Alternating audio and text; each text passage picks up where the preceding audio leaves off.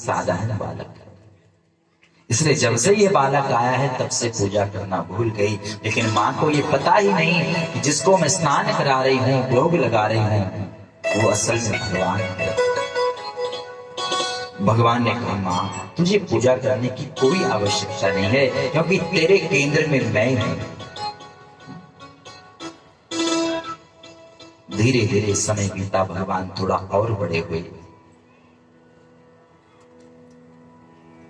यमुना जी में भगवान पहुंचे तो सभी ग्वाल बाल एकत्रित हो रखे थे। सबसे भगवान परिचय कर रहे हैं।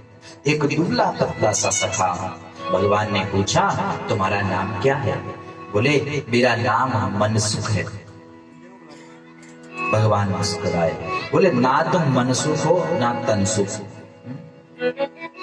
शरीर तो देखो अपना, क्या घर में भोजन नहीं मिलता? क्या माखन नहीं खाते?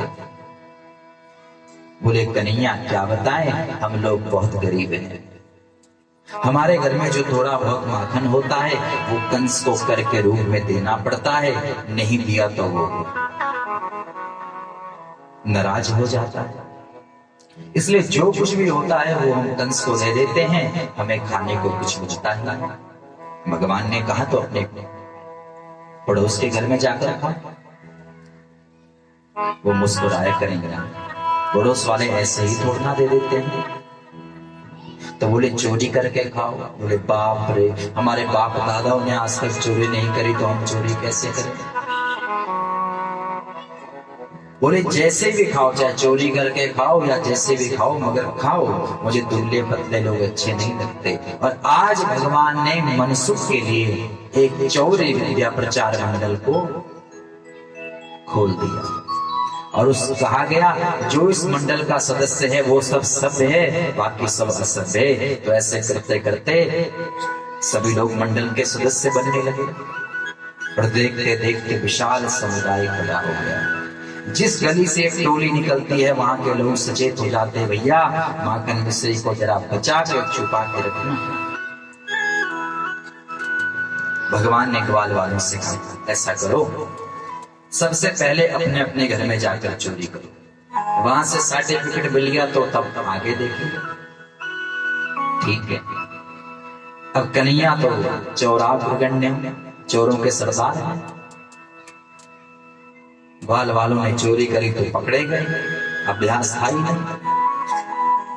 अगले दिन भगवान ने कहा, बताओ भाई कैसा रहा?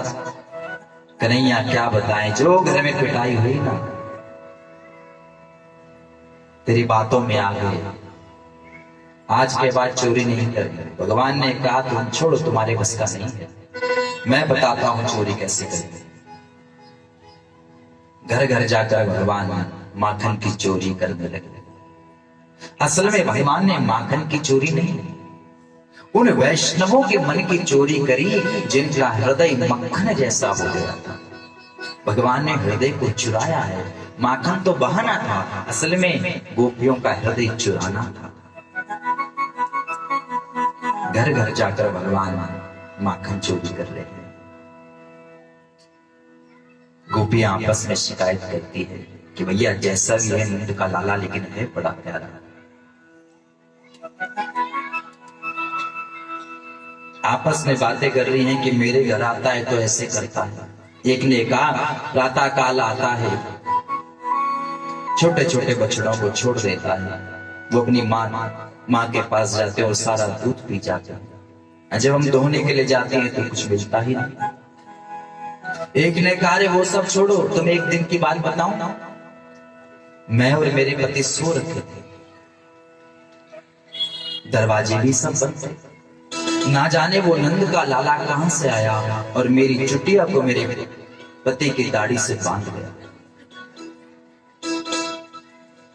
कुछ देर बाद द्वार खटखटाया और मैं जैसे चलने लगी तो मैं तो आगे आगे, पति देव पीछे पीछे। तब तक दूसरे ने कहा, ये तो कुछ भी नहीं। एक दिन मेरी छोटी सी बेटी खटिया पे लेटी थी, उसकी चोटी को खटिया से बांध गया और कान में आकर जोर से बोला, हवा हवा हवा, यानी भूत। वो बेचारी घबराई, उठी और साथ में चटाई पीछे, सोचा भूत ने पकड़ लिया। बाद में पता चला कि कोई भूत नहीं है, नंद का लाला ही घर घर जाकर भूत बनकर नाच रहा।